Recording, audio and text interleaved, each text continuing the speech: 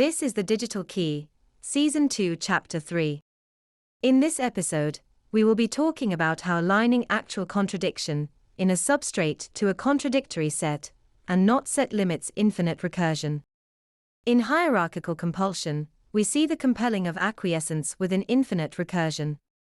But does this force, manifesting in paths parallel to linearity, have an analog within linearity?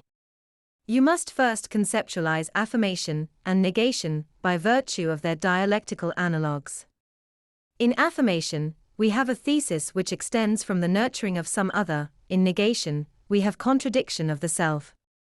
Within that breathing contradiction stems innumerable paths of negation, each one occurring for a different impulse. But analog structures are merely dialectically contradictory, called substitutionary. They do not describe contradictory impulses by class. So in a way, they are not truly contradictory. Hence it is easy to see that negation, contradiction, which is not confined by a class, spirals outward into innumerable linear impulses, which are sequential, and yet still maintain the core contradiction. The compulsion within nonlinearity, occurring parallel to path parsimony, eliminates that contradiction of self by turning negation into acquiescence.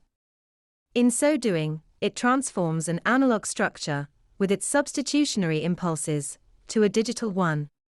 But this digital structure is interesting for another reason. Through compulsion within nonlinearity, the contradiction is shifted as between two sets, a set and a not set, within a class. From this we can see that this standardization transforms what is a bottomless contradiction to a meaningful one. What does the system expect of us? It requires that we align our contradictions to the separation between a set and a not set under a class of objects, a third set. Only in so doing do we prevent the alignment of contradiction with our subjectivity, causing echoing reverberations, while at the same time building an external network of classes of objects described by arrangements centered on contradictory impulses. Thus, when we describe force being applied within infinite recursion hierarchically, what we may observe within linearity is merely the logical arrangement of a set and a not set around the contradiction of phase. This may merely be an observation, a logical separation, an identification of some substitutionary pairing which are properly categorized into a new class and arranged around a contradiction.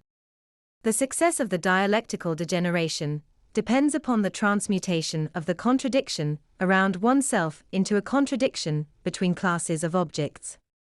The proper alignment of that contradiction between a set and a not set. It is this standardization which preserves the linking of observation to objectivity. It is also clear that hierarchical compulsion arises out of a hierarchy of classes of objects. The logical action of those classes of objects is to standardize alignment of contradiction to sets within its hierarchy. In nonlinearity, this manifests as force. But within linearity, these are merely logical steps taken internally which sorts sets into their proper classes according to effective contradiction between a set and a not set. In other words, hierarchies absorb contradiction surrounding a self by logically sorting classes of objects. This manifests within nonlinearity as force, but within linearity, it may be as simple as a rational internal process of juxtaposition. This effect standardizes the action of that self with the objective interface by describing their impulses in terms of objective contradictions between a not set and a set amongst classes of objects. This standardization, or integration, prevents infinite recursion. That's the end of the podcast for today.